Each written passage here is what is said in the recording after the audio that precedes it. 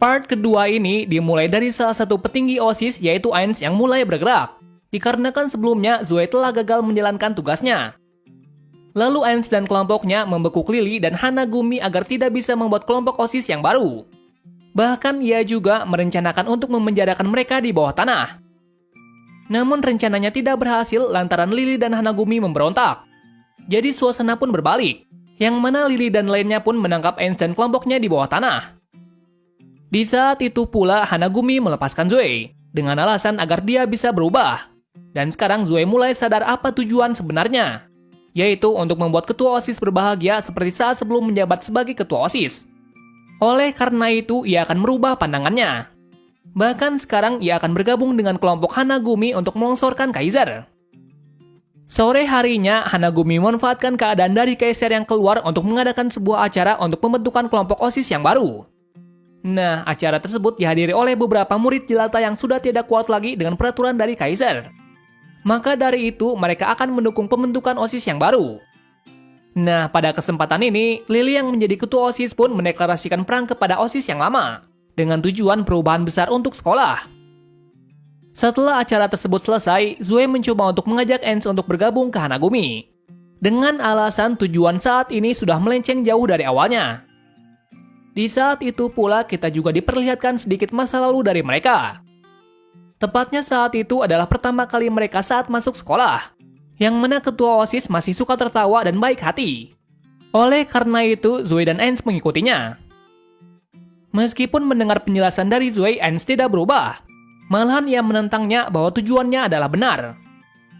Di lain tempat, ketua OSIS menyewa orang Areci lagi. Orang itu bernama Kariki Jaigenkong. Kariki dikenal sebagai orang yang kuat, dan rumornya ia bisa mengalahkan 100 orang sendirian. Keesokan harinya, Dre telah menjadi anggota OSIS lagi, dikarenakan ia adalah orang yang memberikan informasi dari perkembangan dari Hanagumi. Bahkan ia juga memberitahu rahasia dari Lily yang pindah ke kota ini. Jadi dengan adanya itu, OSIS tahu apa yang dilakukan oleh kelompok Hanagumi. Berikutnya Lily dan kawan-kawan menemui Kaiser untuk memberitahu kalau dirinya dan kelompok Hanagumi akan membuat OSIS yang baru.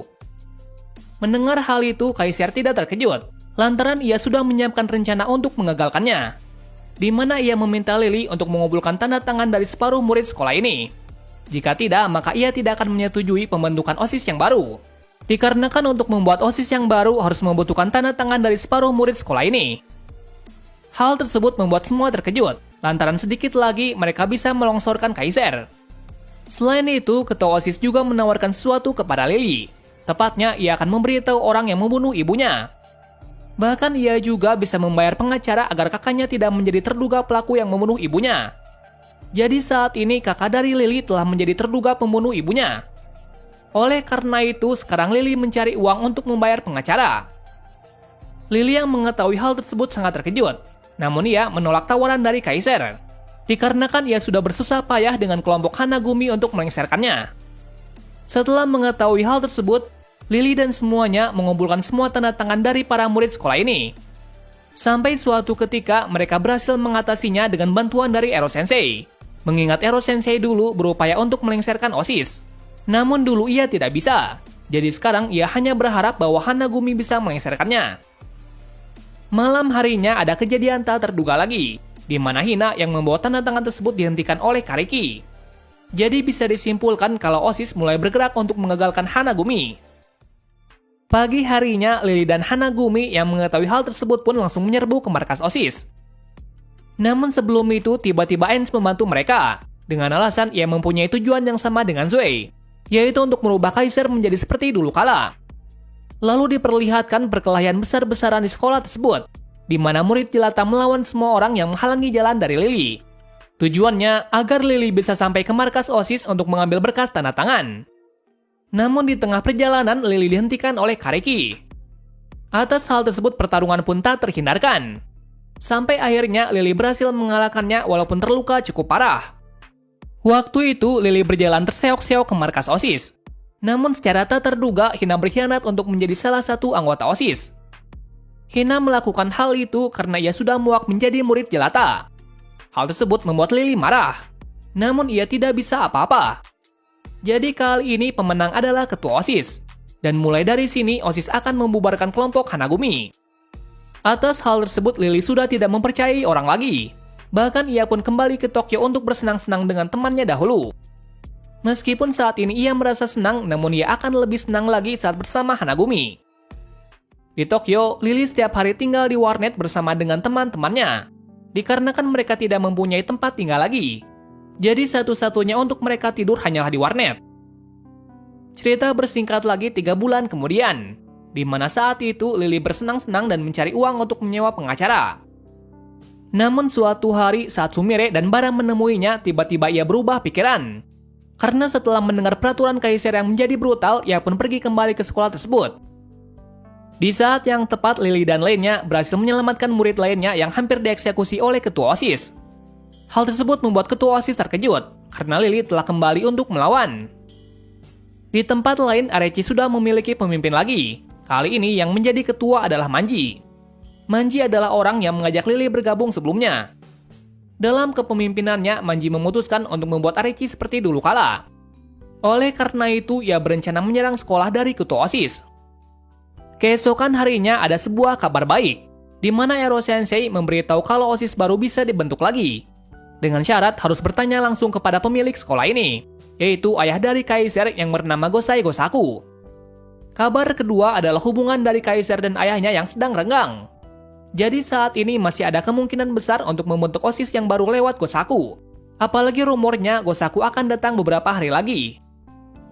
Di lain sisi, kaisar meminta Manji untuk menjadi pihaknya. Namun Manji menolaknya, dengan alasan kaisar adalah orang yang egois. Bahkan dia tidak akan mendengar apapun dari rakyat jelata. Alasan kedua, ia juga memiliki dendam kepadanya. Maka dari itu Manji menolaknya. Jadi mulai sekarang Manji akan mempersiapkan berperang dengan ketua OSIS.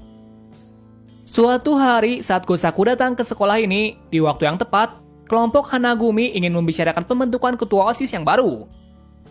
Namun saat itu ada kejadian tak terduga, di mana salah satu bawahan Manji mau membuat Gosaku cedera. Akan tetapi Bara melindungi Gosaku dari serangan musuh.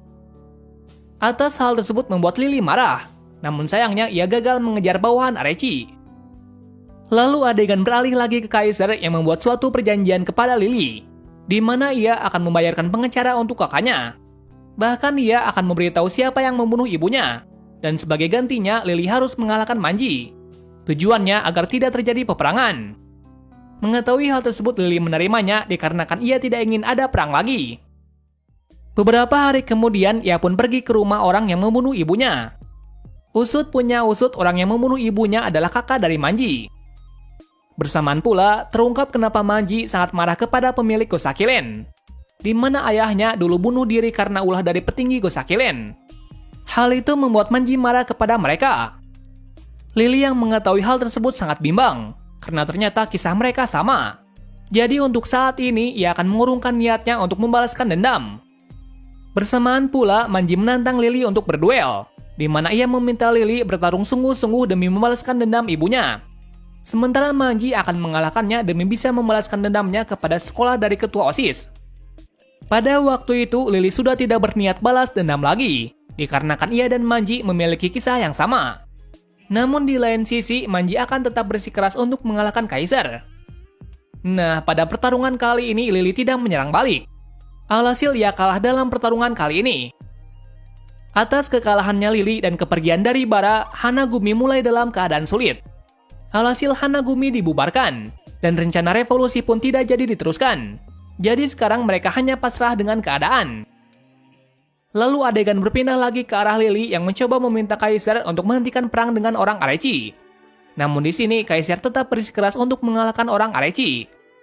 Bahkan sekali lagi kaisar meminta Lily untuk membantunya mengalahkan sambil balas dendam kepada Manji. Namun Lily tidak menjawabnya lalu pergi begitu saja. Berikutnya Lily datang lagi ke rumah dari Manji. Di saat itu ia yang sedang marah pun langsung menghajar kakak dari Manji, dengan alasan dirinya lah yang membunuh ibunya. Namun ternyata orang yang membunuh ibunya bukanlah kakak dari Manji, melainkan orang yang satu kerja dengannya dahulu. Mengetahui hal tersebut Lily sangat kaget. Lalu ia pun mencoba menghentikan perang antara Arechi dan ketua OSIS. Saat di sana, ia dikejutkan dengan perang besar yang terjadi. Pada saat itu, Lily terjun ke arena untuk menghentikan mereka. Namun naasnya perang tidak terhentikan. Sampai suatu ketika, Manji berhasil membalaskan dendamnya dengan meledakkan para anggota OSIS. Dan itu menandai peperangan berakhir. Beberapa waktu berselang, sekolah ini sudah menjadi normal lagi dengan tidak adanya Kaiser setelah peperangan besar beberapa waktu yang lalu. Jadi di sini terlihat kalau Kaiser dan para bawahannya telah tewas dalam ledakan tersebut. Namun di sini belum pasti bahwa Kaiser telah mati, karena belum ditunjukkan bahwa ia benar-benar sudah meninggal. Film ini diakhiri dari sekolah yang sudah menjadi normal tanpa ada peraturan yang mengerikan.